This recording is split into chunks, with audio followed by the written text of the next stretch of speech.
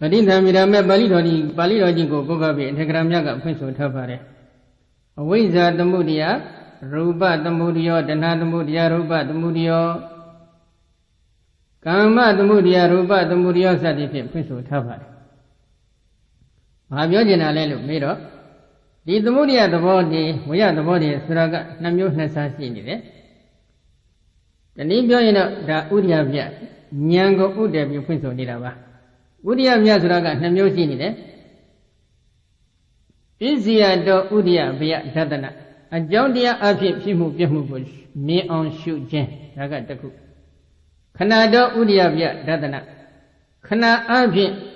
Shimu, Biamu, Udia, we are the Bogo, me on shooting, so Udia, Bia, Dadana, Panamusi, Namusi. A Jondia, I think Shimu, Biamu, me on shooting, Suraga. Away that the Mudia, Ruba, the Mudia, Sadi, Britam, Vidame, Balito, Goga, Prince of Tavari. Away that in Uba, that in Karaga, and Sashi, a Jondia, Tensha people again. Yo, we're not in Yadingara when you correct Kanangava, Yodia, Nadia, Tensha people will let me on sure. Away that in Uba, that in Karaga, and Sashi, a Jondia Diga. Aradame, Yare, a Chingama, Aradame, a Jume, Choning Dwagay. Brenny Vana Sudia, no sooner. Yo, we're not in Yadingara when you correct Kanangava, Yodia, Nadia, not the from a few dog choking, nobody, and you don't know about it. Choning, we are the folk will let me on sure. You know. We that in Uba that the Karaga and Sashi, a Jondia de Tensha Figay, a joke Kanangava Yodia Nadia Tensha Pita will have me on sure, Mesuro. You Kanangava the Betingaga Sabi Picket. When you do devote and in it, what be Biomes when you do. I mean, one in Britain, the Gala, Yeji, Dini, a Chingaga Sabi, the Kanangava Yodia Nadia got Picket. Gonzo Pigere, the woman Gonzo Pigere, I say, me wondering out to do that in Tando of it, Saga. You know, the Kanangava Yodia Nadia Diga, me wondering, Yeji Dizagaiman, some Pigere, so ye. The Kanangava Yodia Nadia Diego, people Zidade, away that in a Uba that the Kara Gansure, a Jondiari Hale. But it's an Igala Yeji Diza Kaiman, Sabi Pide, look, John Bamla. When they don't get in the John Mamma. Your name is in the guy, me by him a gomu to do in Bulumia. Huh? Yavame, Javayala. Gala Yidi Dizaga, Little Gomu to do. You know, Payasanga, a me one day Gala Yidi Dizaga, my sin it, Kanangava Yodia and Yadi. Away that in a Uba that the Garan Gansure, John Yadi, Tensha people, Yam, Hadel, Adija, Honey. Honey is Lucy. The way that in a Uba that the Kara Gandhi, the web for my simula, whoever for my simula, whoever for my sido. Eddie, whoever for my DC get the way that in a Uba that the Kara Gandhi go me on Lampido, sure, my shit. Eddie, sure, me, Boga, Gonaga, Pony Yodo. It is a Dama Gaya, nobody we heard the Beta Gaya, nobody we heard the. Is that a Beda Gaya nobody we heard it? Is that a Malay? Ruba Gaya, Nama Gaya, they go deep on Takataka, shoot up deep people, no. Beda Malay, Ruba Gaya, Nama Gaya, they go deep on Takataka, shoot up deep people, no. Any is that a Beda Ma? DC needed Ruba Gaya, Nama Gaya, they go deep on Takataka, Mashuta, they find it. The place at Mubako, Slam Bido, Gulang me, so you end up Gulu Yabam, Maya, Papilo. Longan Gwinga, a saint, Johnny be fit, no? A saint Johnny Shudibala, Sulu Yamla, Mayana wood, no? Taja. Konaga, Pony Biogere. Is that a Beda Maruba Gaya, Nama Gaya, they go 3 days, they did a Punguga, Maluamle. Is that a Beda Yuki, and they go to Pampian, they see a chain kama, Mimi, Wimano, a Chiligo, and they see like the Indian Jingamadi, Wimano, a G Suragaro, Nadia Osu, Chipai. Todo, Wimano, Jiga, Haria Hodu, Computer Peter, the Haria Hoduga, Yudia Pit. Haria Hodu, the Haria Hodu, the Kuram Mapin, with hello, and Wimang. Haria Dadaga, Uso needed Yudia, Amu Asa, and in it, joining as a limu, no? Haria Dadaga, Gaya Dadaga, Bawa Dadaga, Siriza Tagala, Uda Tagala, Araza Tagala, so we know in Wima Yogala, Amusaga, Chamyo, Yosaga, Nazali. အဲ့ဒီ54မျိုးသောရုပ်တွေကိုအရိယဝတ္ထုကိုဥတည်ပြီးတော့သိသိရသိသိပြီးတဲ့အချိန်ကမှဒီအင်ရှင်ဘွေမနောအကြည်တက်ကိုနန္တရားအနေနဲ့သိသိထားပါသို့တော့သူကတော့ပရိစ္ဆသမုပ္ပါကိုလက်တွေ့ရှုနိုင်တဲ့ပုဂ္ဂိုလ်တွေသာဒီဘွေမနောကြီးကိုတက်ခွဲလို့ရပါတယ်အာတိဂမိကအထုဇပုဂ္ဂိုလ်တွေအနေနဲ့ကတော့ဘွေမနောကြည်လင်တော့ပါနေတဲ့မှန်အပြင်လိုဘွေမနောအကြည်တက်ကလေးတစ်ခုအနေနဲ့သာမြင်ချင်းဖြစ်တယ်ဒီလိုဘွေမနောကြည်တက်ကိုနန္တရားလို့သိသိပြီးဝေမနောကြီးရဲ့မိယာဟရိယဝတ္ထုနဲ့တကွာသောနှလုံးအိမ်အတွင်းမှာတည်ရှိနေတဲ့54မျိုးသောရုပ်တွေကိုပရဏာထပြီးရုပ်တရားလို့သိသိရအဲဒီလိုရုပ်တရားနန္တရားလို့သိသိနိုင်တဲ့ပုဂ္ဂိုလ်ကရှစ်ဘက်ကိုပရိသန္တိဘက်ကိုတာဆူပြီးတော့ရုပ်တရားနန္တရားရုပ်တရားနန္တရားလို့သိသိသွားလိုက်တဲ့အခါခုနကဆိုတာကဘုန်းကြီးခုနကပြောခဲ့တဲ့ကထိန်သင်္ကန်းကဲ့သို့သောကောင်းမှုကိုသောတစ်ခုပြုတဲ့အချိန်ခါလူဖြစ်ရင်လည်းလူတော်လူကောင်းနတ်ဖြစ်ရင်လည်းနတ်ကောင်းနတ်မြတ်ဖြစ်ရှင်တဲ့ဆိုတဲ့ဒီစိတ်ဓာတ်ကလေးတွေကိုပြန်ပြီးသိသိရပါတယ်ဝေမနောကြီးကိုသိသိနိုင်တဲ့ပုဂ္ဂိုလ်ကဒီဝေမနောကြီးရဲ့အကြမ်းမှာလူဖြစ်ရှင်တဲ့နတ်ဖြစ်ရှင်တဲ့ဆိုတဲ့အဝိဇ္ဇရဏဥပါဒံဥဆောင်နေတဲ့ဝိသိစိတ်အစဉ်လောဘဒိဋ္ဌိအုပ်စုဖြစ်ပါတယ်နော်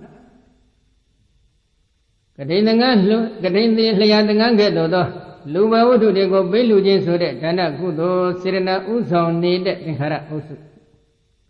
ရေပုံညာအဖြစ်နဲ့စိတ်စိတ်ပီတိ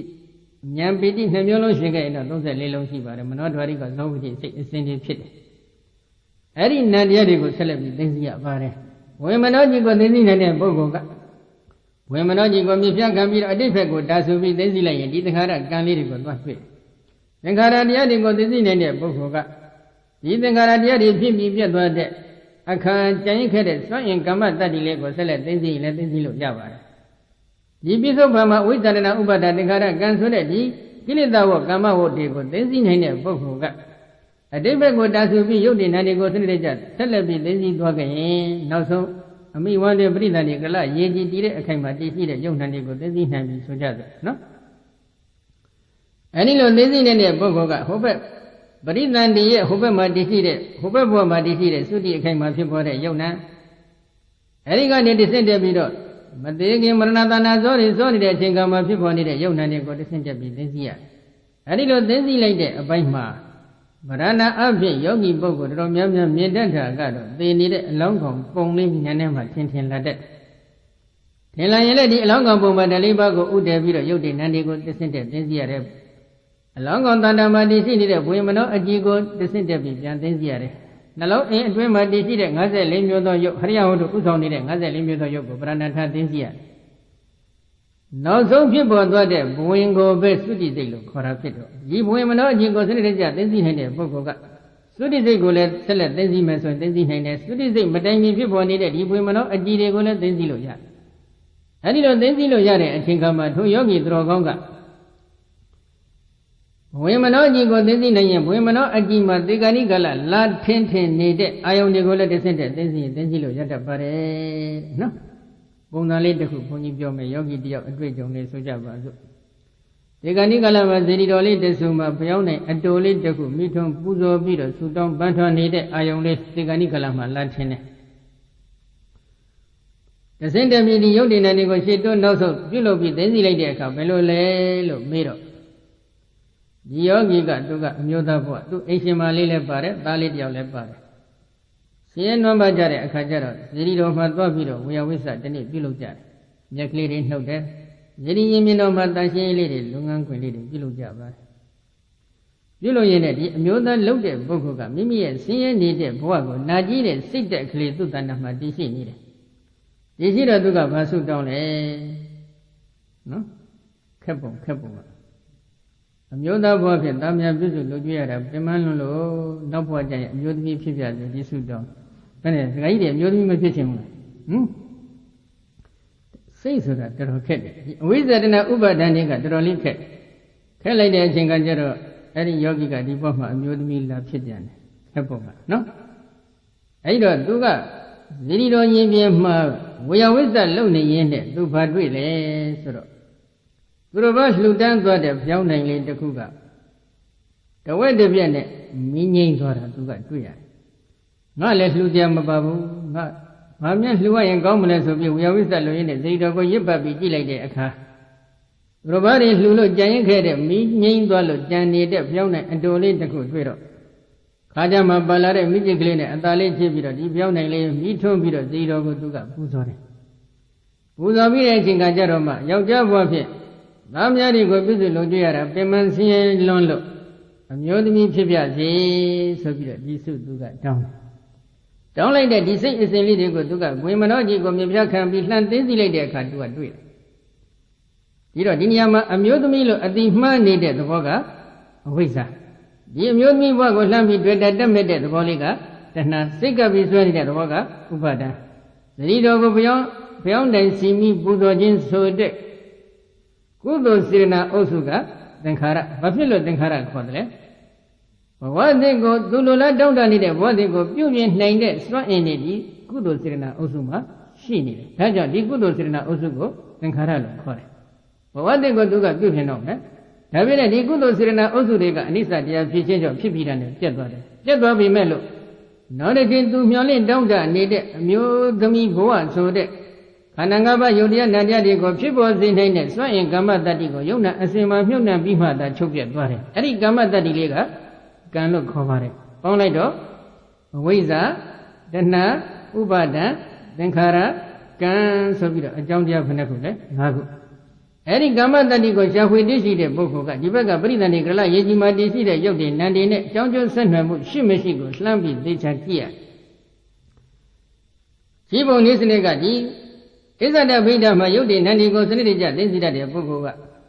စိတ်ကြောင့်စိတ္တဇရုပ်ဖြစ်တာဥဒ္ဓကြောင့်ဥဒ္ဓဇရုပ်ဖြစ်တာအာဟာရကြောင့်အာဟာရဇရုပ်ဖြစ်တာဉာဏ်နဲ့မျက်ဝါးထင်ထင်တွေ့ရပြီတွေ့နေတဲ့ပုဂ္ဂိုလ်ကဒီကာမတတ္တိကိုရှာဖွေသိရှိတဲ့အခါမှာဒီကာမတတ္တိကြောင့်ဒီဘက်ပေါ်မှာပရိသန္တိကလရေကြီးမှာရုပ်တည်ဖြစ်မဖြစ်ကိုလည်းဉာဏ်နဲ့သိချတိုက်ဆိုင်ပြီးကာမတတ္တိကြည့်လိုက်ပရိသန္တိကလရေကြီးမှာတည်ရှိတဲ့ရုပ်တွေကိုကြည့်လိုက်ကာမတတ္တိကိုပြန်ကြည့်လိုက်ပရိသန္တိကလရေကြီးမှာတည်ရှိတဲ့ရုပ်တွေကိုကြည့်လိုက်ကြည်ဖန်မြတ်စွာတက်ခါကြည့်လိုက်ရင်လေ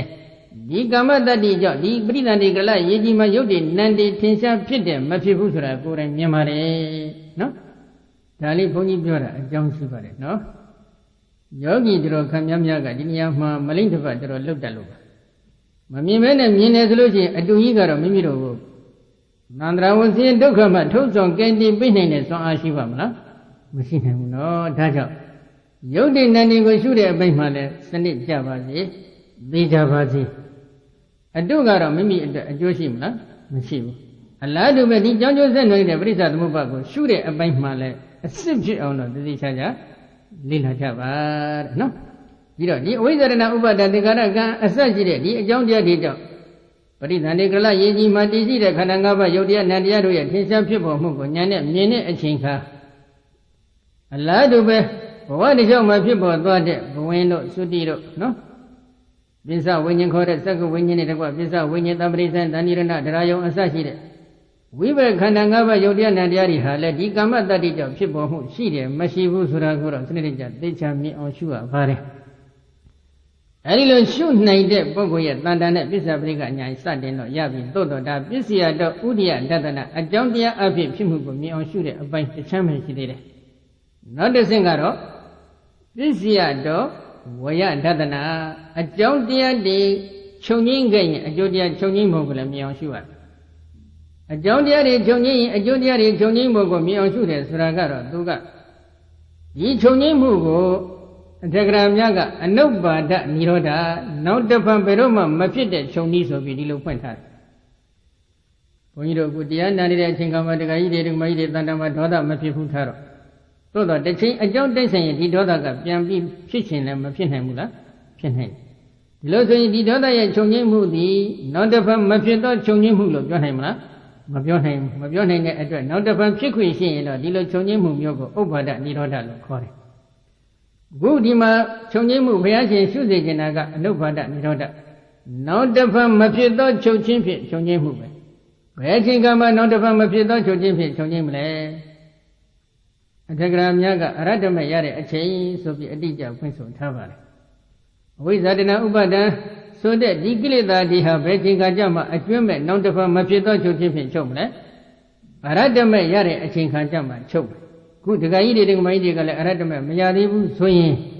ဒ ထိုအရတ္တမရမယ်အချိန်ဒီအနာဂတ်လို့မပြောနိုင်ဘူးလားပြောနိုင်တယ်ဒီအနာဂတ်ဒီဘဝ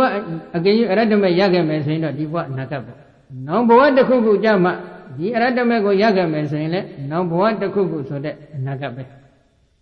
အဲ့ဒီအနာဂတ်မှာဒီအရတ္တမရမယ်အချိန်ကမှာဝိဇ္ဇာရဏဥပါဒသင်္ခါရကံဒီကနောက်တစ်ပတ်မဖြစ်သောချုပ်ချင်းလို့ခေါ်ဆိုအပ်တဲ့အနုပါဒနိရောဓသဘောအဖြစ်ချုပ်ငိမ့်သွားတဲ့အခါ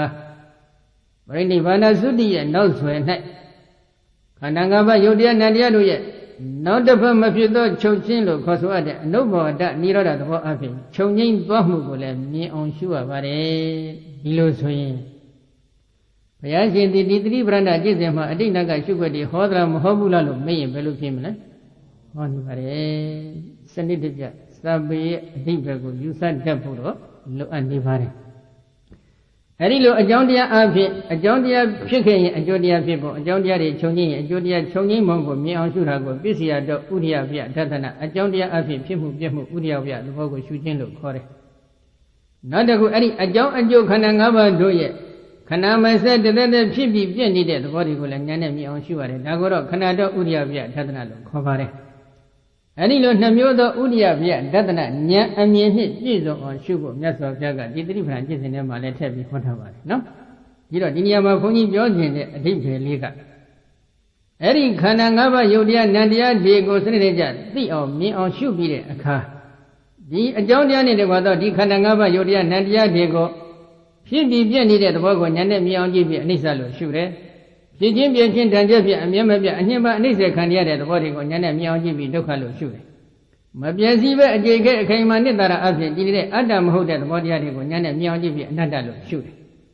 အဲဒီလိုအနိစ္စလို့ရှုတဲ့ဒုက္ခလို့ရှုတဲ့အနတ္တလို့ရှုနေတဲ့အပိုင်းကိုတော့ဘာလို့ခေါ်လဲဝိပဿနာလို့ခေါ်ပါတယ်ဒီတော့ရုပ်ဆိုတာဘာလဲမသိဘူးကလပ်အမှုံဆိုတာလည်းမမြင်ဘူးမြင်ရင်လည်းဓမ္မခွင့်တတ်ဘူးဆိုရင်ထိုပုဂ္ဂိုလ်သိရုပ်ပရမသိမလားမသိဘူးနန္တရားတွေကိုလည်းခစ်ကတော့ဘာပြောလဲမျက်စိတမိတ်လျှက်ပြည့်အတွင်းမှာဂရေတသိမ့်မကဖြစ်ပြီးပြည့်နေတဲ့ဒီနန္တရားတွေကိုဘယ်လိုရှုမလဲဆိုပြီးဂရေတသိမ့်နဲ့ကြိုက်ပေါင်းကိုင်းပြီးတော့ပေါက်ထားဂရေတသိမ့်နဲ့ကြိုက်ပေါက်ပြီးကြောင်ထိုးထားတဲ့ဒီနန္တရားတွေကိုရှုလို့မရဘူးလို့ခံယူထားတဲ့ပုဂ္ဂိုလ်ကနန္တရားလည်းသိအောင်မလားမသိဘူးရုပ်လည်းမသိဘူးနာမ်လည်းမသိဘူးဆိုလို့ရှိရင်ဒီပုဂ္ဂိုလ်ရဲ့တန်တမာမှန်ကန်တိကျနေတဲ့ဝိပဿနာဉာဏ်ဆိုတာဖြစ်နိုင်ပါမလားမဖြစ်နိုင်ဘူးဘာကြောင့်လဲအနိစ္စဒီဝတေနဝိဝိတေဟိအာကာရေဟိဓမ္မေပတ္တိတိဝိပဿနာအနိစ္စဒီဝတေနအနိစ္စသတိတို့ရဲ့အစွမ်းအဖြစ်ဝိဝိတေဟိအာကာရေဟိအထုထုအပြားပြားသောအချင်းရာတို့ဖြင့်ဓမ္မေယုံနာကြောင့်ကြောသင်္ခါရတရားတို့ကိုပတ္တိတိအောင်မြင်အောင်ရှုတတ်ဣတိတသမထို့ကြောင့်ဝိပဿနာမြည်၏ယုံနာကြောင့်ကျိုးအကြောင်းကြားနေတဲ့ကောဒီယုံနာဓမ္မသင်္ခါရတရားတွေကိုအနိစ္စလို့ရှုတယ်ဒုက္ခလို့ရှုတယ်အနတ္တလို့ရှုတယ်ဒီလိုရှုတတ်တဲ့အတွက်ကြောင့်ဝိပဿနာလို့ခေါ်တယ်ဒီလိုဆိုရင်ယုံနာကြောင့်ကျိုးသင်္ခါရတရားကိုမသိတဲ့ပုဂ္ဂိုလ်တန်တမှန်ဝိပဿနာဉာဏ်ဖြစ်မလားမဖြစ်ဘူးနော်ကဲအဲ့ဒီဝိပဿနာကိုတော့ဝိပဿနာဘာဝနာလို့ခေါ်ပါတယ်ခုနကအာနာပါနပြိပကနမိတ်အစရှိတဲ့သမထအာယုန်နမိတ်တွေကိုအာယုန်ယူပြီးဇန်တမာတိစိတ်အောင်ပွားနေတဲ့ဘာဝနာတွေသို့မဟုတ်ဇန်နကနေတဲ့ဥပ္ပစရတမာတိစိတ်အောင်ပွားနေတဲ့ဘာဝနာတွေကိုတော့သမထဘာဝနာလို့ခေါ်ပါတယ်ကဲဘုံညကရိယာဝတ္ထုကိုဘုန်းကြီးပြောနေတာလေးတော်ရှင်းသွားတယ်နော်ပြန်ပြောမယ်ဘယ်နှခုရှိသွားပါလဲဒါနနံပါတ်1နံပါတ်2ကသီလနံပါတ်3ဘာဝနာသမထဘာဝနာဝိပဿနာဘာဝနာကောင်းမှုကုသိုလ်တရားတွေဖြစ်ပေါ်ဖို့ရန်တရားဝတ္ထုတွေတဲ့ဒါပုညကရိယာဝတ္ထုနော်ဒီကောင်းမှုကုသိုလ်တွေကိုမိမိရော့ပုပ်ပုပ်ဆဆနေရမလားမနေရဘူးနော်မမေးမလျော့မပေါ့မဆခြင်းဆိုတဲ့အပ္ပမဒတတိတရားလက်ကင်ထားပြီးနေထိုင်ပါဒီတတိတရားထင်ရှားရှိခဲ့ရင်ဒီတတိတရားအပ္ပမဒတရားဒီမတရားအမြင့်နိဗ္ဗာန်ကိုရရှိဖို့ရန်အတွက်အကြောင်းတရားဖြစ်တယ်ဒါကနောက်တစ်ခုဒီလောက်တင်လားဆိုတော့မကသေးဘူးမြတ်စွာဘုရားကတခြားပုံညကရိယာဝတ္ထုတွေကိုလည်းဟောထားတယ်နော်အပ္ပဇာယနာမိမိတဲ့အသက်အဖြစ်ကြီးတဲ့ပုဂ္ဂိုလ်ဂုဏ်သိက္ခာအဖြစ်ကြီးတဲ့ပုဂ္ဂိုလ်ဒီပုဂ္ဂိုလ်တွေကိုယုံသိလေးစားခြင်းဂုဏ်သိက္ခာအဖြစ်ကြီးတဲ့ပုဂ္ဂိုလ်တွေကယရဏသုံးပါးရှိတယ်မိကြီးမိဘရှိတယ်ဆရာသမားရှိတယ်မိကြီးမိတွေဘာကြီးဘာတွေစသည်ရှိတယ် ယောတိတိယောတိတိုက်တဲ့လေးစားတဲ့လေးစားတိုက်တဲ့ပုဂ္ဂိုလ်တွေကိုယောတိလေးစားခြင်းဒါကလည်းကုသိုလ်ဖြစ်ခြင်းရဲ့အကြောင်းပါကောင်းမှုကုသိုလ်ကိုယူတတ်မယ်ဆိုလို့ရှိရင်နေရာတကာမှာမရနိုင်ဘူးလားရနိုင်ပါတယ်နောက်ဝေယဝိစ္စယဓမ္မဝေယဝိစ္စမိဘဝေယဝိစ္စယရဏသုံးပါးဝေယဝိစ္စအစရှိတဲ့ဝေယဝိစ္စကောင်းမှုကုသိုလ်တွေကိုစိပုရှားပွေခြင်းဒါလည်းဝေယဝိစ္စကလည်းကောင်းမှုကုသိုလ်ရဲ့တရားပဲပဋိဒါနမိမိပြုထားတဲ့ကောင်းမှုကုသိုလ်ရဲ့အဖို့ဘာကတွေကိုသူတော်ဘာတို့အားညီတူညီမျှရပါစေဆိုပြီးအမျှပေးဝေခြင်းဒါလည်းကောင်းမှုကုသိုလ်ရဲ့တရားပဲဗဒ္ဒနုမောရဏသူတော်ဘာကအမျှဝေခဲ့ရင်မိမိကဝမ်းမြောက်စွာသာဓုခေါ်ဆိုခြင်းဒါလည်းကောင်းမှုကုသိုလ်ရဲ့တရားပဲဓမ္မသဝန္တကုသိုလ်တရားနာယူခြင်းဒါကလည်းတရားနာယူတဲ့ကောင်းမှုကုသိုလ်ပဲဓမ္မဒေသန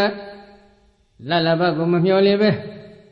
တရားဒေသနာတော်ဒီကိုစင်စင်ကြဲကြဲဖြင့်နိဗ္ဗာန်ရပါစေကောင်းကျိုးချမ်းသာတွေရရှိပါစေဆိုပြီးတော့စင်ကြယ်တဲ့စိတ်ဓာတ်ဖြင့်တရားဒေသနာတွေကိုဟောကြားပြတာအဆုံးမှပေးခြင်းဒါလည်းကောင်းမှုကုသိုလ်ပဲဓမ္မဒေသနာကုသိုလ်တွေဖြစ်တယ်ဒိဋ္ဌိစုကာမအယူကိုဖြုတ်မှတ်စွာထားခြင်းဒီအယူကိုဖြုတ်မှတ်စွာထားခြင်းဆိုတာမှာတော့ဘုန်းကြီးတို့ဆရာဓမ္မမိဘတွေရဲ့ဆိုဆုံးမှကြက်ဖြင့်ကံကံရဲ့အကျိုးကိုယုံကြည်နေတဲ့ကာမတက္ကရာသမ္မာဒိဋ္ဌိဒါကတော့အလွန်ပြောတယ်ဒီယုံကြည်ချက်ကိုအခြေခံပြီးတော့ခုနကဘုန်းကြီးပြောခဲ့သလိုရုပ်တွေကိုသိသိခြင်းနာမ်တွေကိုသိသိခြင်းအကြောင်းတရားအကျိုးတရားတွေကိုသိသိခြင်းအကြောင်းသိသိနိုင်ခဲ့ရင်တော့အတိတ်ကပြုစုပြုထွန်းခဲ့တဲ့ဝိဇ္ဇာတနာဥပါဒံသင်္ခါရကံတိကြောင့်ဒီဘဝမှာခန္ဓာ၅ပါးရုပ်တရားနာမ်တရားတွေသင်္ချာဖြစ်ဖို့ဒီဘဝမှာပြုစုပြုထွန်းလိုက်တဲ့ဝိဇ္ဇာတနာဥပါဒံသင်္ခါရကံတိကြောင့်နောက်အနာဂတ်မှာခန္ဓာ၅ပါးရုပ်တရားနာမ်တရားတွေသင်္ချာဖြစ်ပုံဆိုတဲ့ကြောင်းကျိုးဆက်နေတဲ့ပဋိစ္စသမုပ္ပါသဘောတရားတွေကိုတမ္မာဒိဋ္ဌိဉာဏ်ပညာဖြင့်ကိုယ်တိုင်မျက်မှောက်ထွန်းဖောက်သိပြီဆိုရင်တော့ဒီကမ္မတက္ကရာတမ္မာဒိဋ္ဌိကတော့အစစ်မြင့်မားနေတဲ့အခြေခံကမ္မတက္ကရာတမ္မာဒိဋ္ဌိဖြစ်တယ်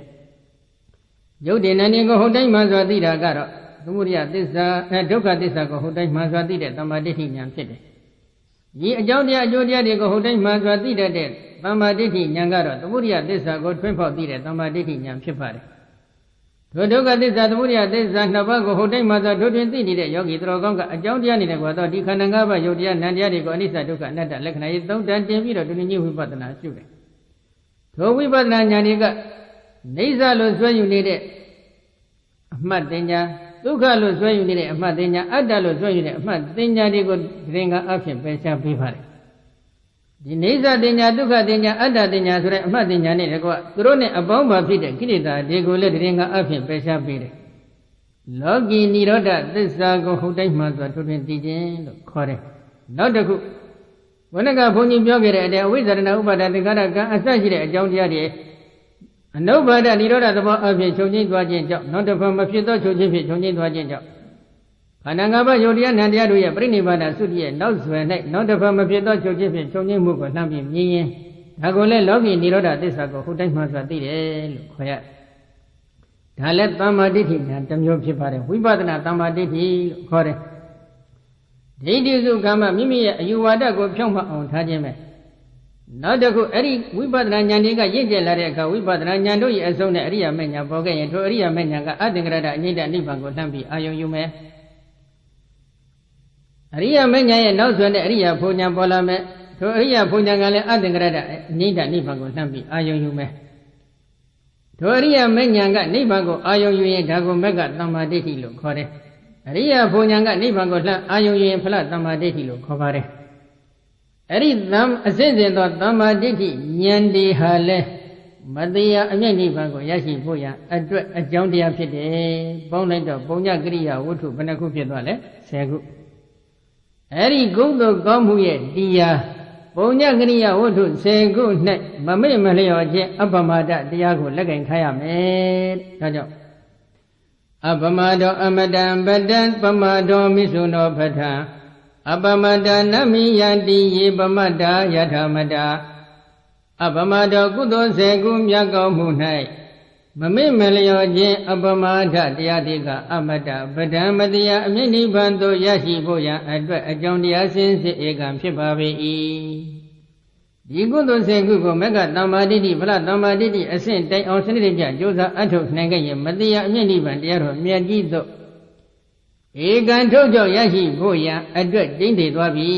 ဒါကြောင့်ဒီကုသိုလ်စေကုမြတ်ကောင်းမှုသည် Matiya Mini Bango Yashi Boya, a Jondia Fide. Habime, Pama Dogudo Segum Yango Munai, Melio Jim Pamanta, Diadiga, Miss Duno Sinte Mi, Yashi Boya, a Jondia Pipavi. Gudo Segum Yango Mune, Millionide, Bogoria, Matiya Mini Bango Yanhemala, Yanhem. Maya Gay, the Bogodi, Boa, Miaswa, Jipa Miaswa, Takataka, DJPCM, Tajo. Gudo Segum Yango Mune, Millio Jim Pamada Diadiga. Sinde Mi. The India a Jondia Fide, the India people, Laboya, a Jondia Fide, Tajo. Abba Madagudo Segu, Yagamunai. Mammelio Jin Abamada, the Alagain Taja, Boko Dodiga, Nami and Dimadi, Mabiasi Jabago. Ye a Jimbogo Dodiga, Pamada Gudo Segu, Yagamunai. Mimi Leo, Bobo Sasa, Nitanja Vego eat. The Tobogodo Diga Yatamada, the need Bogodo, Pija Babego E. Pajone. A Tagaraga, Niban Liman, and Eli Pointer, no? Yebamada Yatamada, the Yebana, Dada Bamada, the Pamada Marani, Namadada. Yebamada Yatamada, the Yebamada Yatamada, Hudiga, Yebana, Agenda Wato Diga. Yebana Dada Agenda Wado Diga, Pamada Gudo Segum Yago Mune, Milio Bosa Nitanja Vego eat, the Todada Wado Diga, Pamada Maranina, Milio Jin Gudo Gamune, Milio Jin, Pamada, Diadi Hudo, DJPC, Madada, Didi, Adreja, Yata Mada, the needed Bogoro, Pija Vago E. Gudo Segum Yagomuma, Mimilio, Nitani de Bogoriha. Milio Jim Pamada Diafi, and yet they need a Bogori. Pabiogena Bogori, baby, so in long on you Pitovi. Anilo DJ Bessi, along on Niga. Nadi Dana de Gopujeme, Naha Dila de Saukime, Naha Tamada Bavanari Bomyame. Naha Wibadani, Bavanari Bomyame, Sandipi, Dilo Gudo Gamudi, Pulo, named Swan Adi, the Goni Machidilla, Machida. Any bones and Lube. And the Goni had anadilla, Tamada Wibadana, Zachi, Gudo Sengu, Yagamugo, Pulo, named Swan in it, the Gonima, Machidlo. A lad of Bogo Dioga, and the Ben, Sini be Melo. Dana Bibo Yan may need it, Dila Saudi Bodilla may need it. Namada Bavana Wibadra Bavanari led with Jimbo Lemini, Kudo Segu Yagamu, Dego Sibu, Shawibu, and million needed Soye. Dibogo did they need a bogone, Batu, Matu, no, a Turube, a ladube, Bogo Yoga Yahampi Desloge, the Goniga, Nadi, Dila Jenigo, Senija, Pijame. Padimoga Navara Dilla Rego, Lonjo on trading social me, India Navara de, Lonjo on trading social me, Tamada Bavanari Bomyame, Wibadna, Bavanari Bomyame. Ganda Dura Wibadna, Dura and Conde, Dura and Napiago, Bomya Biro. Sabebria did the Yume Wibadna, Bavana Gamadani, Sibiame, so that this time you did the Goni machine hemla, machine. Any machine the lawyer, Ham Pibiro, the Hando Gale, Dilla left using all my Pijambu. The Madale Bomyamu, Mashibu, Wibadna, Bomyamu, Mashibu, so in the Hando Hale, a dig on it.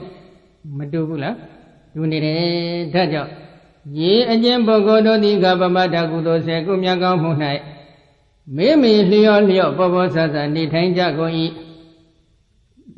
The Tobogodo, the Gayata Mada, they need a Bogodo, Pijava go eat.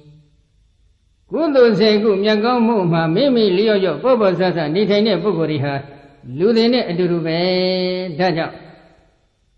Tana Dila Gudala, Lona, Lulio, Lepin Bobby, Milio to the who eat.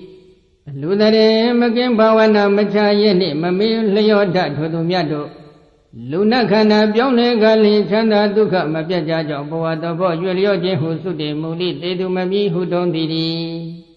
the pepper would kill it. Tana Dila Tamada Bavana Zachi. Almost good or they name Mimi Leo, Bobo Sasa, Madin Danja would get let with Jinja Joko Pomia Atobi needed.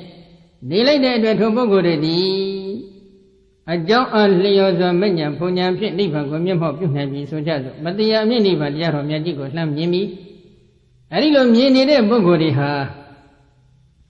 ဘဝတစ်ခုပြီးတစ်ခုရွေလျောသွားနိုင်တဲ့သဘောသူတို့မှရှိကောင်းရှိနိုင်သေးတယ်ဆိုကြပါစို့သောတပန်ဖြစ်ပြီ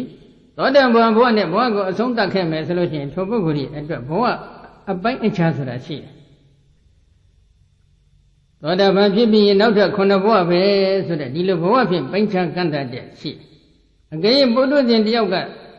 သေလွန်သွားခဲ့မယ်ဆိုရင်သူ့အတွက်ဘဝနောက်ထပ်ဘယ်လောက်ဆိုတာအတိအကျပိုင်းခြားလို့ရအောင်မလားမရဘူးကုသိုလ်ကောင်းမှုမှာမေ့လျော့နေတဲ့ပုဂ္ဂိုလ်အတွက်နောက်ထပ်သေဖို့အကြောင်းတွေကမများဘူးလားများနေတယ်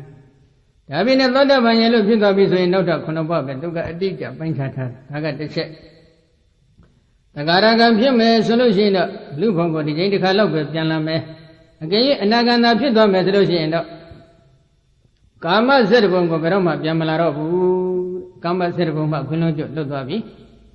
အကယ်၍ယဟန္တာတာဖြစ်သွားမယ်ဆိုလို့ရှိရင်တော့30ဘုံမှခွင်းလုံးကျွတ်လွတ်သွားပြီနောက်ထပ်တဖန်ဘယ်တော့မှမအိုရဘူးနောက်ထပ်တဖန်ဘယ်တော့မှမနာရဘူးမသိရဘူးဒါကြောင့်ဒီပုဂ္ဂိုလ်တွေမှာသူကပိုင်းခြားကန့်တတ်ချက်ရှိကုသိုလ်ကောင်းမှုမှာမိမိလျော့လျော့ပေါ်ပေါ်ဆဆနေထိုင်နေတဲ့ပုထုဇဉ်ငမိုက်သားတို့ကြတော့နောက်ထပ်ဘယ်နှဘောပဲရှိပါတော့တယ်ဆိုတဲ့ပိုင်းခြားကန့်တတ်ဘဝတိုင်းတည်ကြည်ပစ္စည်းဖို့ရအတွက်အကြောင်းတရားတွေဖြစ်နေပြီဒါကြောင့်အရိယာသူတော်ကောင်းတို့အဖို့ဘဝတစ်ခုနဲ့တစ်ခုပြောင်းရွှေ့မှုဆိုတာရှိပေမဲ့လို့သူတို့မှာဘဝအပိုင်းခြားဖြင့်ကန့်တတ်ချက်ရှိတဲ့အတွက်ဒါကမတရားအမြင့်နိဗ္ဗာန်ရဖို့ရန်ကျင့်တယ်ပြီဒါကအကြောင်းတစ်ခုနောက်အကြောင်းတစ်ခုကတော့သူတို့သိမြင်နေတဲ့ဒီမတရားအမြင့်နိဗ္ဗာန်တရားတော်မြတ်ကြီးသည်ဘဝပြောင်းရွှေ့သွားတဲ့အချိန်ခါမှာပျက်စီးသွားသလားလို့မေးမပျက်စီးပါဘူးနော်သောတပန်ပုဂ္ဂိုလ်ကဘဝပြောင်းရွှေ့ပေမဲ့လို့သောတပန်ပဲပုထုဇဉ်အဖြစ်ပြန်ဆင်းမလားမဆင်းဘူးတဂါရကံပုဂ္ဂိုလ်ကလည်းဘဝပြောင်းရွှေ့ခဲ့ရင်တဂါရကံသာဖြစ်တယ်ပြန်ပြီးတော့ပုထုဇဉ်အဖြစ်သောတပန်အဖြစ်ဆင်းမလားမဆင်းဘူး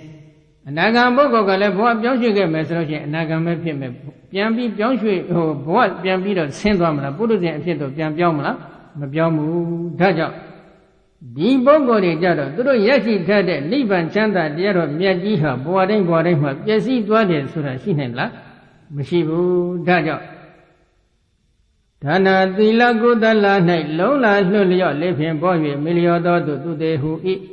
လူတရင်မကင်းဘာဝနာမချရနှင့်မမေ့လျော့တထိုသူမြတ်တို့လူနတ်ခန္ဓာပြောင်းလဲခံလျင်ချမ်းသာဒုက္ခမပြတ်ကြကြောင်းဘဝတဘောရွေလျောခြင်းဟုသုတေမူလိတေသူမမီဟုတုံသည်သူတို့ကတော့လူသေးလို့မခေါ်ဘူးလူရှင်လို့ခေါ်တယ်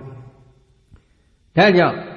ကုသိုလ်စေကုမြတ်ကောင်းမှု၌မဲ့ညာဘုံညာစိတ်တိတိုင်အောင်မမိမလျော့မပေါ့မဆနေတိုင်းတဲ့ပုဂ္ဂိုလ်တွေကိုအသက်ရှင်နေတဲ့ပုဂ္ဂိုလ်တွေလို့ခေါ်တယ်ကုသိုလ်စေကုမြတ်ကောင်းမှုနဲ့မိလျော့လျော့ပေါ့ပေါ့ဆဆနေတဲ့ငမိုက်သားတွေကိုတော့ဘာလို့ခေါ်လဲလူသေးတွေလို့ခေါ်တယ်အသက်ပင်ရှင်ပေမဲ့လို့ဒီပုဂ္ဂိုလ်တွေကိုဘယ်လိုခေါ်လဲလူသေးတွေသေလို့ဆုံးအောင်မလားမဆုံးနိုင်ဘူးနောက်တစ်ခုဧဝံဝိသေတတောညတဝအပမဒံမိပန္တိတာအပမတိပမောတံတိအရိယာနာခောသရေရတာဧဝံဣတောလင်ဝိသေတတောပမဒတရားဤအကျိုးကုန်အင်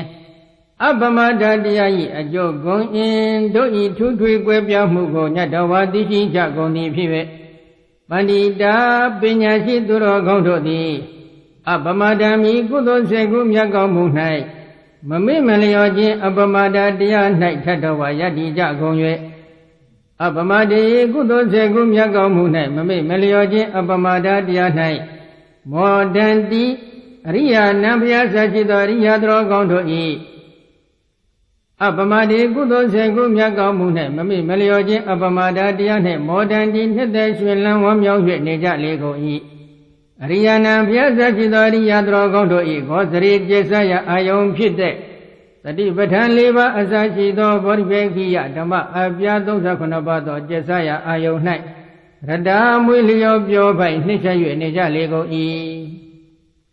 ဒါကြောင့်ပညာရှိသူတော်ကောင်းတွေကြတော့ဘာဖြစ်လဲပမာဒတရားကြောင့်ရရှိနိုင်တဲ့အကျိုးအပမဒတရားကြောင့်ရရှိနိုင်တဲ့အကျိုးကိုအာနိသင်တွေကိုသိသိချာချာသိရှိကြတယ်သိရှိတဲ့အတွက်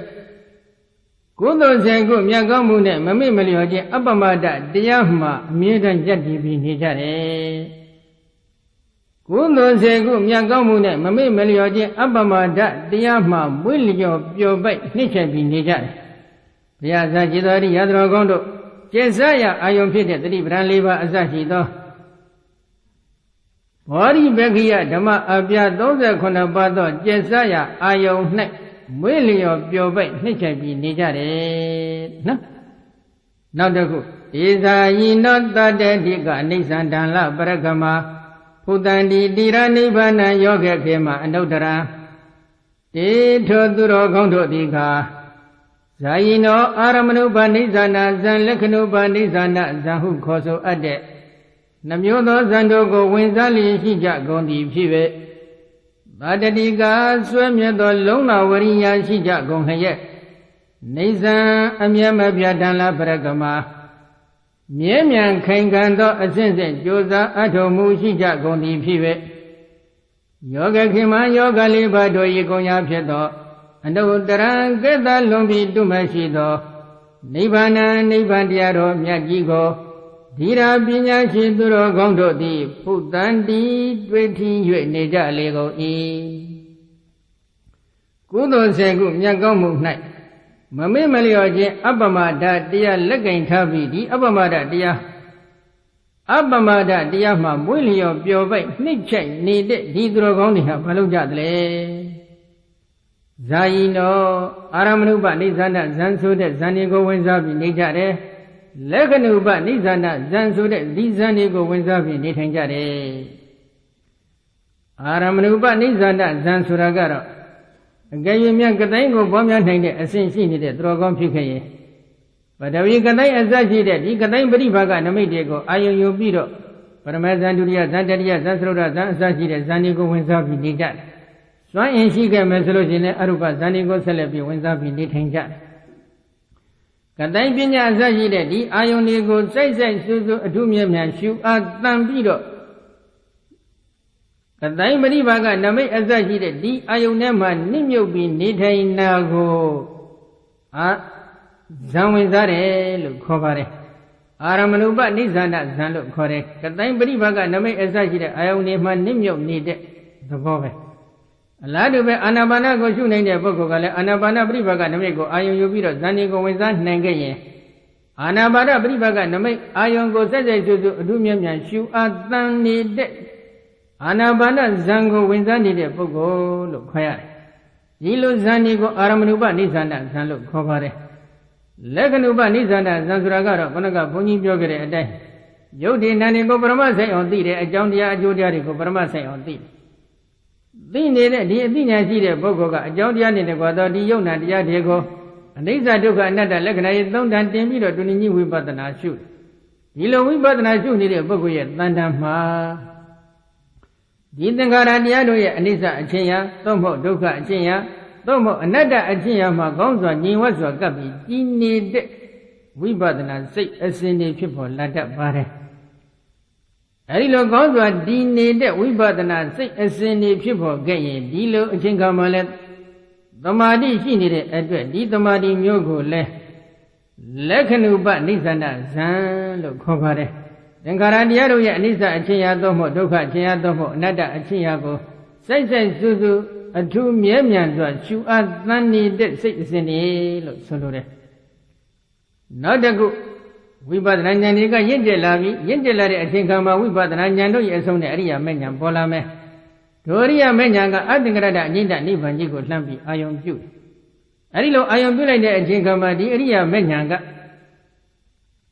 သင်္ခါရတရားတို့ရဲ့အနိစ္စအချင်းရာဒုက္ခအချင်းရာအနတ္တအချင်းရာတွေကိုမသိအောင်ဖုံးထားတဲ့မောဟကိုအကျွတ်မဲ့ပယ်ရှားလိုက်မသိမှုအဝိဇ္ဇာဓာတ်ကြီးမောဟကိုအကျွတ်မဲ့ပယ်ရှားလိုက်တဲ့အတွက်သိမှုဝိဇ္ဇာဉာဏ်ကြီးလည်းပေါ်လာတယ်။ဒါကြောင့်အရိယမေဉာဏ်စိတ်တဲ့အချိန်ခါမှသင်္ခါရတရားတို့ရဲ့အနိစ္စအချင်းရာဒုက္ခအချင်းရာအနတ္တအချင်းရာသိမှုဟာအထွတ်ထိပ်သို့ရောက်ရှိသွားတယ်။ဒီလိုထွတ်ထိပ်သို့ရောက်ရှိတဲ့အတွက်ဒီအရိယမေဉာဏ်ကိုလည်းလက္ခဏုပနိစ္စနာဇံလို့ပဲခေါ်ပါတယ်။အရိယာမဉ္ဇဉ်ရဲ့နောက်ဆွေမှာအရိယာဘုံဉဏ်ပေါ်လာမယ် နောက်တပတ်ဒီသင်္ခါရတရားတွေကိုလက္ခဏာရေးသုံးတာတင်ပြီးဝိပဿနာရှုလျက်ဖလသမဘတ်တွေကိုဝင်စားမယ်ဆိုရင်လည်းအရိယာဘုံဉာဏ်တွေပေါ်လာတယ်ဒုရိယဘုံဉာဏ်တွေကအသင်္ကတတအငိမ့်တနိဗ္ဗာန်တရားတော်မြတ်ကြီးရဲ့တန်တိလက္ခဏာလို့ခေါ်ဆိုအပ်တဲ့မဖို့မပြန်မှန်ကန်တိတနေတဲ့တထလက္ခဏာကိုစွစွစိုက်စိုက်ရှုပွားသုံးသပ်နေတဲ့အတွက်ကြောင့်လက္ခဏုပနိသနာဇံလို့ပဲခေါ်ပါတယ်နော်ပြီးတော့အရိယာမဉ္ဇဉ်ဘုံဉာဏ်စိတ်တည်တိုင်အောင်ကုသိုလ်10ခုမြတ်ကောင်းမှုနဲ့မမေ့မလျော့မဖို့မဆတဲ့အမမာဒတရားလက်ကင်ထားနေတဲ့ပုဂ္ဂိုလ်တွေဟာအာရမဏုပနိသနာဇံခေါ်တဲ့ဇန်ဒီကိုလည်းဝင်စားနေတယ်လက္ခဏုပနိသနာဇံဆိုတဲ့ဒီဇန်ဒီကိုလည်းဝင်စားနေတယ်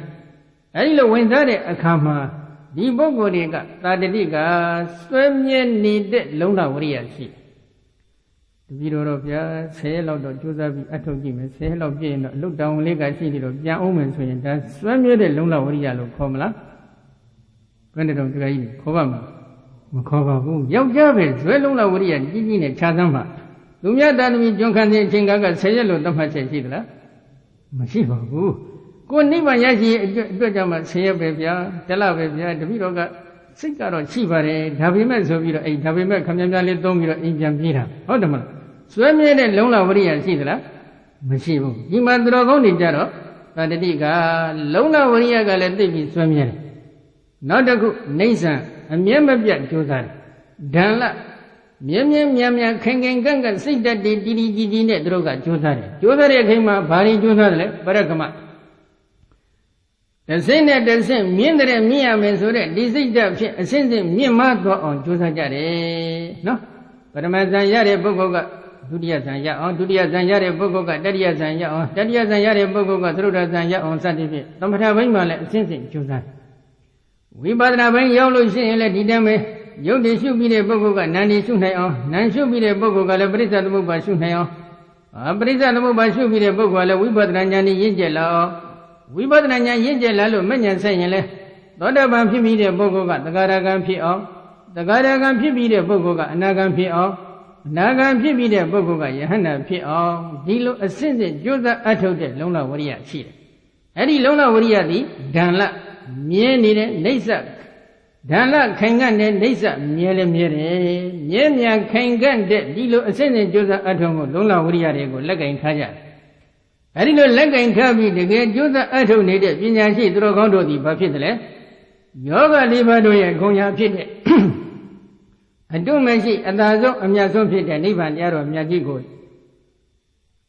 ညာဏတံဖတ်တဝိပါကတံဖတ်တခေါ်တဲ့နှစ်မျိုးသောတွေ့ထီခြင်းဖြင့်တွေ့ထီပြီးနေထိုင်နိုင်တဲ့ဒီနေရာမှာတော့အထက်ကရာက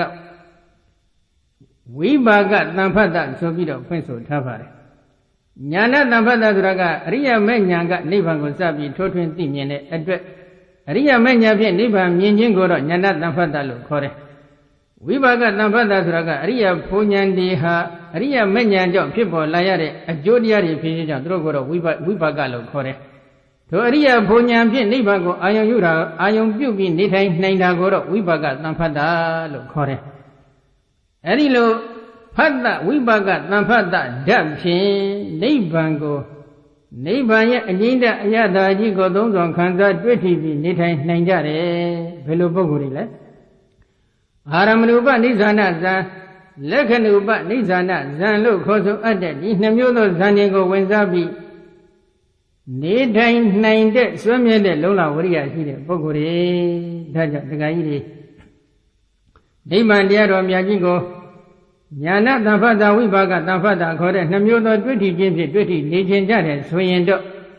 အာရမဏုပနိသနာဇံလက္ခဏုပနိသနာဇံတွေကိုရရှိအောင်ကြိုးစားဖို့မလိုဘူးလားလိုအပ်တယ်စွဲမြဲနေတဲ့လုံလဝရိယတွေရှိဖို့လည်းမလိုဘူးလားလိုအပ်တယ်နောက်တစ်ခုဘုန်းကြီးဂါထာလေးတွေဒီညဆက်ဟောဖို့ရည်ရွယ်ထားတယ်အဲဒီတော့ဒီသာသနာတော်မှာဒီလိုအားထုတ်တဲ့အပိုင်းလေးတွေမှာဘာတွေလိုအပ်တယ်လဲနော်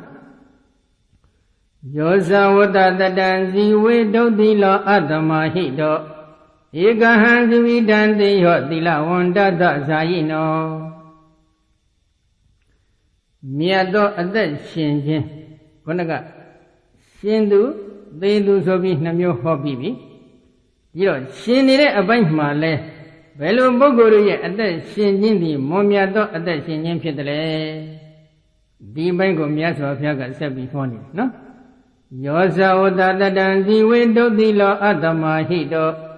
ဧကဟံဇိဝိတံတိယောတိလဝန္တသဇာယိနောယောဇအကျင့်ပုဂ္ဂိုလ်ဒီကဒုတိလောကိုကျင့်သီလမရှိပါပဲလျက်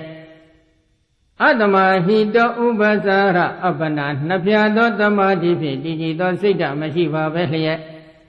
ဝတ္တတတနှစ်ပေါင်းတရားကာလကြာအောင်ဇီဝေအသက်ရှိ၍နေလျာ၏တတထိုပုဂ္ဂိုလ်ဤဝတ္တတတနှစ်ပေါင်းတရားကာလကြာအောင်ဇီဝနာတော်အသက်ရှိ၍နေရခြင်းထက်သီလဝန္တသကိုခြင်းသီလနှင့်ပြည့်စုံသောပုဂ္ဂိုလ်ဤသီလဝန္တသကိုခြင်းသီလနှင့်ပြည့်စုံသောဇာယိနောအာရမဏုပါဏိသနာဇံလက္ခဏုပါဏိသနာဇံဟုခေါ်ဆိုအပ်တဲ့နှမျိုးသောဇံတို့ကိုအဖမအထထဝင်စားလေရှိသောပုဂ္ဂိုလ်ဤဧကဟံတဏိတရေတဏနဲ့မြဇီဝိတံအသက်ရှိရခြင်းဒီကတိယောမွန်မြတ်လှပါပေ၏ပုဂ္ဂိုလ်တယောက်ကြည့်ရင်ဒုတိလကိုကျင့်သီလတွေကလည်းမရှိဘူးပြည့်စည်နေတယ်အတ္တမဟိတာဥပ္ပဇာရသမာဓိအပ္ပနာသမာဓိလို့ခေါ်ဆိုအပ်တဲ့နှမျိုးသောသမာဓိတို့ဖြင့်ကြည်ကြည်တဲ့စိတ်ဓာတ်လည်းမရှိဘူးဒီတော့ဒီနေ့မျက်မှောက်ခက်ကတော့ငါပြောနေကြလဲသမထတွေဟာသာသနာ့တွင်တရားမဟုတ်ပါဘူးသာသနာ့ဘာတရားဖြစ်တယ်ဝိပဿနာသာလျှင်သာသနာ့တွင်တရားဖြစ်တယ်လို့ဒီလိုတော့ပြောကြတယ်အဲဒီလိုပြောနေတဲ့ပုဂ္ဂိုလ်တွေကိုဘုန်းကြီးကတခါတလေမေးကြည့်တယ်မဂ္ဂင်7ပါးဒီသာသနာ့တွင်တရားလားသာသနာ့ဘာတရားလားလို့မေးတော့သူတို့ကမဂ္ဂင်7ပါးကြတော့သာသနာ့တွင်တရားလို့ဖြေတယ်ကောင်းပြီမဂ္ဂင်7ပါးထဲမှာအစိမ့်ပိုင်းတစ်ခုဖြစ်တဲ့သမ္မာသမာဓိသည်သာသနာ့တွင်တရားလားသာသနာ့ဘာတရားလားလို့မေးလိုက်တော့သိပြီးတော့ရှင်းရှင်းလင်းလင်းသူတို့မဖြေခြင်းကြဘူးပြီးတော့ဒီသမ္မာသမာဓိဆိုတာကဘာလဲမဟာသတိပဋ္ဌာန်သုတ်တံမှာပဲဘုရားရှင်ကပရမဇန်သမာဓိဒုတိယဇန်သမာဓိတတိယဇန်သမာဓိသရုပ်တဇန်သမာဓိတွေကိုသမ္မာသမာဓိခေါ်ဆိုတယ်ဆိုပြီးအတိအကျရှင်းထားပါတယ်ပြီးတော့မဂ္ဂင်7ပါးကိုသန္တာတွင်တရားအဖြစ်လက်ခံနိုင်ခဲ့ရင်မဂ္ဂင်7ပါးရဲ့အစိမ့်ပိုင်းတစ်ခုဖြစ်နေတဲ့ဒီသမ္မာသမာဓိကိုလည်းသန္တာတွင်တရားလို့လက်ခံဖို့မကောင်းဘူးလားကောင်းပါတယ်သို့တော့ဒီနေရာမှာခုနကခါထာလေးမှာဘုရားရှင်ကပုဂ္ဂိုလ်တရားကိုကြည့်လိုက်ရင်ဥပ္ပဇ္ဇရသမာဒုတိလကိုကျင့်သီလတွေကလည်းမရှိဘူးဥပ္ပဇ္ဇရသမာဓိအပ္ပနာသမာဓိခေါ်ဆိုအပ်တဲ့နှမျိုးသောသမာဓိဖြင့်စိတ်ဓာတ်တည်ကြည်မှုကလည်းမရှိဘူးဒီလိုဆိုရင်ဒီပုဂ္ဂိုလ်ရဲ့နှစ်ပေါင်း100ကာလကြောင်အသက်ရှိပြီးနေထိုင်ခြင်းလည်းနေထိုင်ပါစေဒီပုဂ္ဂိုလ်ရဲ့နှစ်ပေါင်း100ကာလကြောင်အသက်ရှိနေမှုကိုမြတ်သောအသက်ရှိမှုလို့ငါပြမဟုတ်ဘူးဥပ္ပဇ္ဇရသမာဓိဆိုတာဇဏ္ဏကံနေတဲ့သမာဓိပဲအပ္ပနာသမာဓိဆိုတာကဇန်သမာဓိတွေကိုပြောတာပါဒီတော့အဲ့ဒီလိုသမာဓိမရှိတဲ့နှမျိုးသောသမာဓိဖြင့်ကြည်ကြည်တဲ့စိတ်ဓာတ်မရှိတဲ့ပုဂ္ဂိုလ်ရဲ့နှစ်ပေါင်း100ကာလကြောင်အသက်ရှင်နေခြင်းလည်းရှင်နေပါစေဒီလိုအသက်ရှင်နေမျိုးဟာမြတ်သောအသက်ရှင်နေဟုတ်သလားမဟုတ်ဘူးသို့တော့ပုဂ္ဂိုလ်တယောက်ကြည့်လိုက်တော့ကိုကျင့်သီလတွေကလည်းဖြူစင်တယ်အာရမဏုပနိစ္စန္ဒဇံခေါ်တဲ့သမထပိုင်းဆိုင်ရာအာယုန်တွေကိုအာယုန်ယူပြီးဇံတွေလည်းဝင်စားနိုင်တယ်လက္ခဏုပနိစ္စန္ဒဇံလို့ခေါ်ဆိုအပ်တဲ့ဝိပဿနာဉာဏ်နဲ့လည်းပြည့်စုံတယ်မဉ္ဇဉ်ဘုံဉာဏ်နဲ့လည်းပြည့်စုံတယ်ဝိပဿနာဉာဏ်ရဲ့အာယုန်ဖြစ်တဲ့သင်္ခါရတရားတွေကိုလည်းဆက်ဆက်ကျွတ်ကျွတ်အထူးမြတ်မြတ်ရှုနိုင်တယ်မဉ္ဇဉ်ဘုံဉာဏ်တို့ရဲ့အာယုန်ဖြစ်တဲ့နိဗ္ဗာန်ကိုလည်းရှုပွားသုံးသပ်ပြီးတော့လက္ခဏုပနိစ္စန္ဒဇံခေါ်တဲ့ဇံတွေကိုဝင်စားပြီးနေထိုင်နိုင်တယ်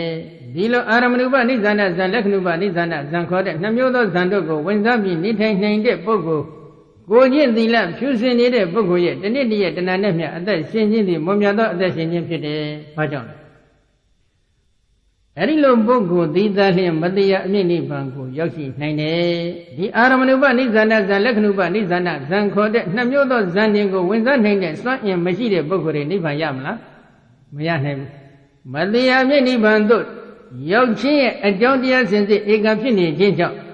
ဒီလိုသီလစင်ကြယ်စွာဖြင့်အာရမဏုပနိစ္စန္ဒဇံလက္ခဏုပနိစ္စန္ဒဇံတွေကိုဝင်စားနိုင်တဲ့ပုဂ္ဂိုလ်တည်းရဲ့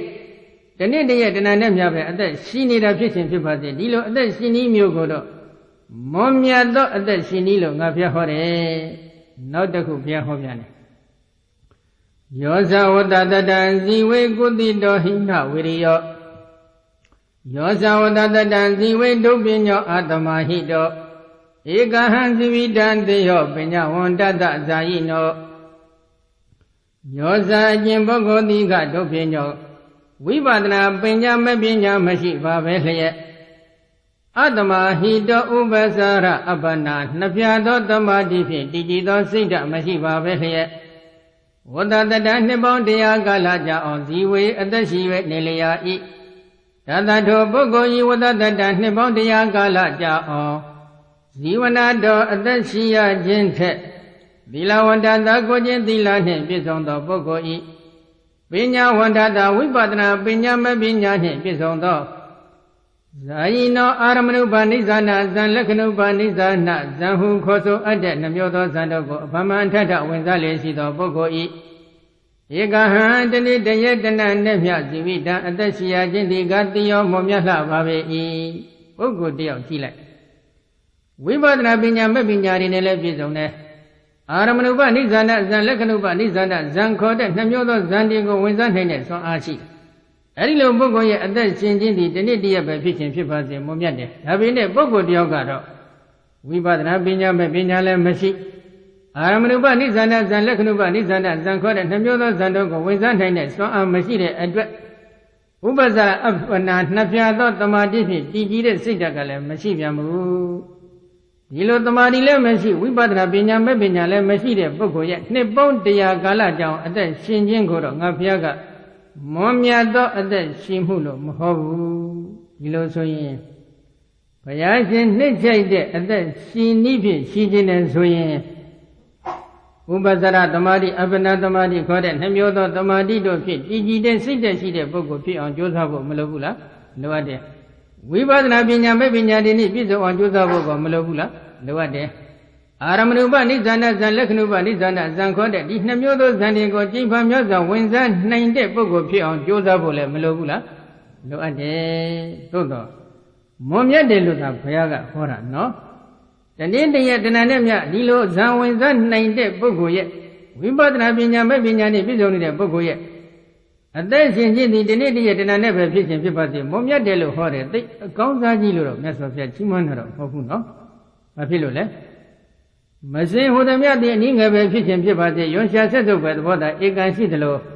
ဘဝဟူသည်မြတ်သည်အနည်းငယ်ပဲဖြစ်ခြင်းဖြစ်ပါစေဘဝကိုမြတ်ငါဖျားမချီးမွမ်းပါဘူးမျက်စိတမိတ်မျက်စိတမိတ်လျှက်တဲ့ပြည့်အချိန်ကာလအသက်ရှိခြင်းလည်းရှိပါစေဒီလိုဘဝကိုငါဖျားမချီးမွမ်းပါဘူးဆိုပြီးတော့ဒီလိုတော့ဟောထားတယ်နော်ဒီတော့မွန်မြတ်တယ်ဆိုပေမဲ့လို့ဘုရားရှင်ကအဲ့ဒီလိုဘဝတွေဟာကောင်းတယ်လို့ပြောနေတာမျိုးတော့ဟုတ်သလားမဟုတ်ဘူးနှိုင်းရှင်တာပေါ်ပြတာနော်ဘာဖြစ်လို့လဲဘဝဟုသည်မြတ်မှာပရိသန္တိနေရတဲ့ဒုက္ခရှိတယ်၊အိုးရတဲ့ဒုက္ခရှိတယ်၊နားရတဲ့ဒုက္ခရှိတယ်၊သိရတဲ့ဒုက္ခရှိတယ်ဆိုရင်ယရာကမကင်းသေးတဲ့ပုဂ္ဂိုလ်ဖြစ်ရင်လဲဆိုရင်ပူဆွေးရခြင်းဒုက္ခအစရှိတဲ့ဒုက္ခမိတွေကဝမ်းမင်းလဲနေတယ်ဒါကြောင့်အိုးနေရတဲ့ဘဝကြီးတစ်ခု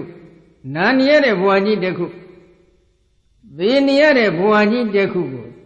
သိပြီးကောင်းတယ်လို့ချီးမွမ်းခဲ့မယ်ဆိုရင်ဒီချီးမွမ်းနည်းဟာမှန်ကန်တဲ့ချီးမွမ်းနည်းဖြစ်နိုင်ပါမလား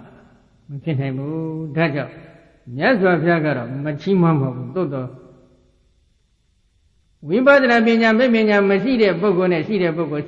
ရဲ့အသက်ရှင်ခြင်းကတော့မွန်မြတ်တယ်ပဲဒီလောက်သာပြောတာပါနော်တမာတိရှိတဲ့ပုဂ္ဂိုလ်နဲ့မရှိတဲ့ပုဂ္ဂိုလ်တမာတိရှိတဲ့ပုဂ္ဂိုလ်ရဲ့အသက်ရှင်ခြင်းကတော့မွန်မြတ်တယ်လို့ဒီလိုဟောတယ်ကဲနောက်တစ်ခု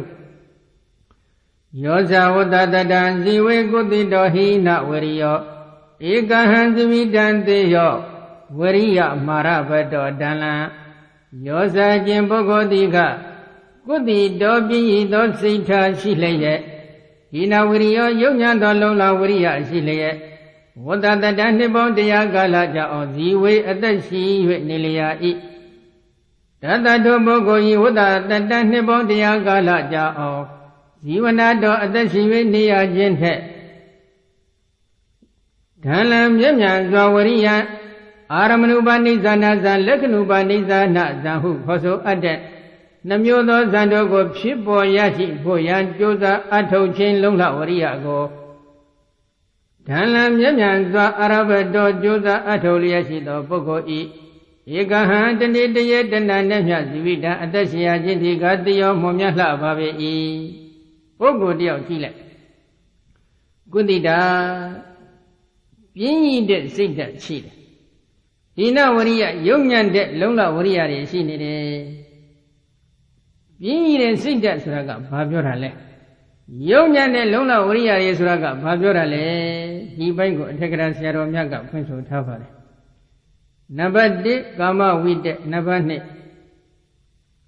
Yavada Vide, number 2 Vihinda Vide, look for it, Akudra Vide, Dumbashi. Kama Vide Suragara, Ayongaba Gamagondia Diego Yashi Boyanle, Janji Segure.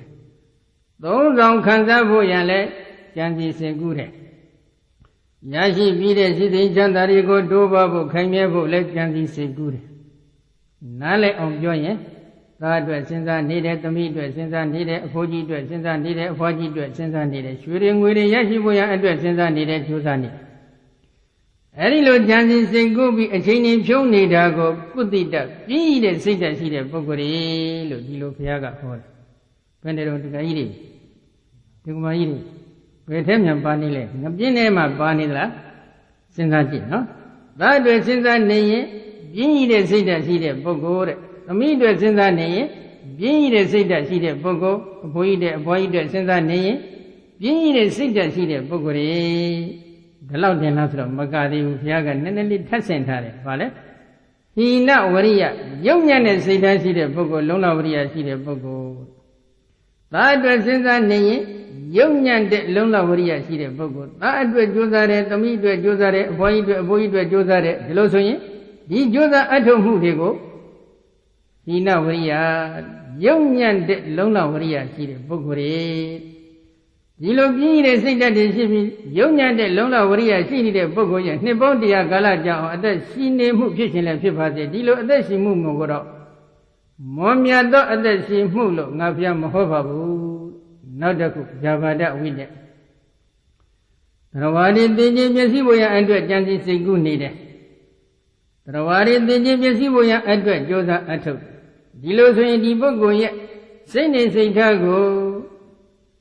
ပြင်းရည်တဲ့စိတ်ဓာတ်ယုံညံ့တဲ့လုံလဝရိယရှိတဲ့စိတ်ဓာတ်လို့ခေါ်တယ်နောက်တစ်ခုဝိဟိန္ဒဝိတ္တသရဝါဒီကိုကြောက်တွန်းဖို့ညှဉ်းပန်းဖို့နှိမ့်ဆက်ဖို့ကြံစည်စိတ်ကူးနေတယ်တယောက်နဲ့တယောက်ကြောက်တွန်းရတာကိုတချို့ကသိပြီးတော့ဝမ်းသာကြတယ်နော်တစ်ဖက်သားဒုက္ခရောက်ဖို့ရအတွက်ကြောက်တွန်းရတဲ့လုပ်ငန်းခွင်မှမွေးလျော်ပျော်ပိုက်နှိမ့်ဆက်ပြီးနေတယ်ကြောက်တွန်းဖို့ကိုအကြီးအကျယ်ကြိုးစားအထုတ်ကြတယ်ဒီလိုကြိုးစားအထုတ်ခဲ့ရင်ဒီလိုကြိုးစားအထုတ်မှုမျိုးကိုဘုရားရှင်ကဟိနဝရိယယုံညံ့တဲ့လုံလဝရိယတွေပါကုသိတငပြင်းနေရဲ့လုပ်ငန်းခွင်တွေဆိုပြီးဒီလိုရှုံ့ချထားတယ်ဒီလိုပြင်းရည်တဲ့စိတ်ဓာတ်ရှိပြီးယုံညံ့တဲ့လုံလဝရိယရှိနေတဲ့ပုဂ္ဂိုလ်ရဲ့နှစ်ပေါင်း100ကာလကြာအောင်အသက်ရှင်ခြင်းလည်းရှိပါစေဒီလိုအသက်ရှင်မှုမျိုးကိုတော့ငါဖျားကမွန်မြတ်သောအသက်ရှင်မှုလို့မဟုတ်ဘူးဘာကြောင့်လဲမိစ္ဆုနောပဒံဒီပုဂ္ဂိုလ်တည်းရဲ့အသက်ရှင်မှုသည်သိကြည်ဖို့ရန်အတွက်အကြောင်းဖြစ်နေတယ်သိခြင်းတရားရဲ့အကြောင်းဖြစ်နေတဲ့အတွက်ဒီပုဂ္ဂိုလ်တည်းရဲ့အသက်ရှင်မှုမျိုးကိုတော့မွန်မြတ်သောအသက်ရှင်မှုလို့မဟုတ်ဘူးဒါပေမဲ့ပုဂ္ဂိုလ်တယောက်ကြည့်လိုက်တော့ခဏကဘုန်းကြီးအချင်းချင်းပြောခဲ့တဲ့အာရမဏုပနိသနဇံလက္ခဏုပနိသနဇံတွေကိုရရှိဖို့ရန်ဝင်စားဖို့ရန်မြဲမြံခိုင်ခန့်တဲ့လုံလဝရိယဖြင့်အပြည့်အထံကြိုးစားအထုတ်နေတယ်ဒီလိုပုဂ္ဂိုလ်ရဲ့ကြိုးစားအထုတ်ဒီလိုကြိုးစားအထုတ်နေတဲ့ပုဂ္ဂိုလ်ရဲ့တနေ့တည်းရဲ့တဏှာနဲ့မျှအသက်ရှိရခြင်းကိုတော့မွန်မြတ်သောအသက်ရှင်သည်လို့ဘုရားရှင်ကဟောတယ်နော်နောက်တစ်ခုယောဇဝတ္တတတံဇီဝေအပတ္တဥဒိယဗျာဧကဟံဇိမိတံတေယောပတ္တတောဥဒိယဗျာယောဇာခြင်းပုဂ္ဂိုလ်တိခဥဒိယပယံခန္ဓာ၅ပါးယုံနာတရားတို့ဤဖြည့်ခြင်းပြည့်ခြင်းဥဒိယဝေယသဘောတရားကိုအပတ္တတောဝိပဒနာပညာမပညာဖြင့်မသိမမြင်ပါပဲလျက်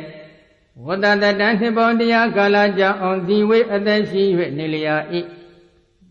တတ္တတောပုဂ္ဂိုလ်ဤဝတ္တတတံနှစ်ပေါင်းတရားကာလကြောင့်အောင်ဇီဝနာတော်အသက်ရှိ၍နေရခြင်းထက်ဥဒိယပယံခန္ဓာ၅ပါးယုံနာတရားတို့ဤဖြည့်ခြင်းပြည့်ခြင်းဥဒိယဝေယသဘောတရားကိုပတ္တတောဝိပဿနာပညာမပညာဖြင့်သိမြင်လျက်ရှိသောပုဂ္ဂိုလ်ဤ Eka Hatini Daya Dana Nepya Divita Adasya Jinti Katiyo Momya Lavavi Bongo Dioga Aramanuba Nizana Zan Lekanuba Nizana Zan Kode Nizanigo Yashivo Ya Abienta Josa Atukaro Mane Abibe Di Bogoga Kanangaba Gole Matibu Yodia Nandiale Matibu Jondia Jodiale Matibu Jodia Nidawada Di Kanangaba Yodia Nandiado Yapimu Piamu Udia Wea the Vole Matibu Dilo Zuino Di Bogo Ye at that Shinyango Miado at that Shinilo Nafiamu Abine Bogo Dio Gilaido Kanangaba Yodia Nandia de Hotai Mazwati Kanangaba Yodia Nandia do a Jondiale Hotai Mazwati A Jondiani de Guada di Kanangaba Yodia Nandia do Anisa Ache Duka Ache Pichin Udia Wea the Vodia de Gole Hotai Mazwati Erilo Adinya she needed Bogo yet The need yet an anevia at the Sia Jendi Momiado at the Sinifide Dilopia Hot Abine di Uria Via Nyalo di Yadami Niamala Soro Mahopa, no? Yosa Wadada Ziwe Abada Amadam Bada Ega Hanzivi Dante Yobadato Amadam Bada Yosa Jimbogo Diga Amadam Badamati Yamani Bandiado Yajigo Abada Abadanto Wibadana Binya Mabinya Pimati Mamia Leye Wada Dani Bondia Galaja Ziwe Adashi Nilia E. Dadato Bogoi Wada Dani Bondia Galaja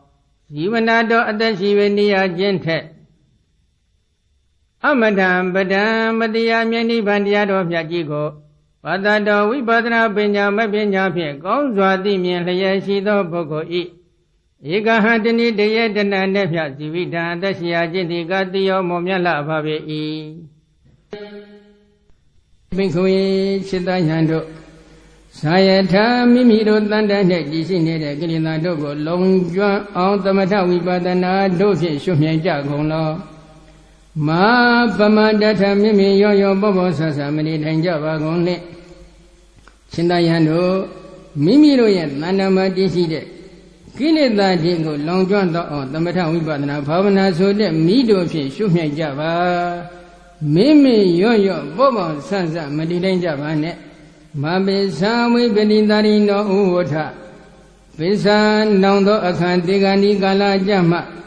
Womenindari no Sinilu Maya Shide Bogodo di Ma Ahuota Mafija Vagoni Nando Akadigani Gala Jama Sinalo Madamaya Shide Bogori Mafija Vazine Yao Amaga Nudadane Yan Iliga or Dishendaro Edwe Amaganga Fiasento E Anudadani Aso Ama Owada Anudani Diazaga Vavedi Tanga Dishendaro Edwe Ngafia Shendo Ye Asoma Owada Anudani Diazaga Pide Sobido Tidana go Nigo Cholai Bare, no?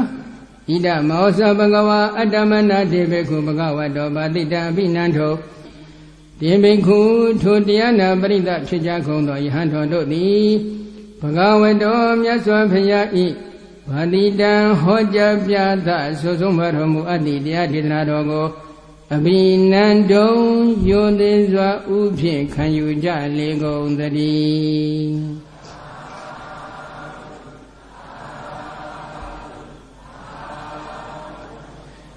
Hilwagami Babazaitu Dandogami Sindaka Ti Domi Bia Nudeka Ho Babisita Dupedala Bando Pia Alaya Bisika Ne Arianuelo Ho Doshega Drogondo Di Kamira Sindaka Nenedi Dadabodego Nenezwa Jansen Jango Wino Muja Gondi Pive Kami Shiga Bupan Gudo Gando Siman Toma Leo Yada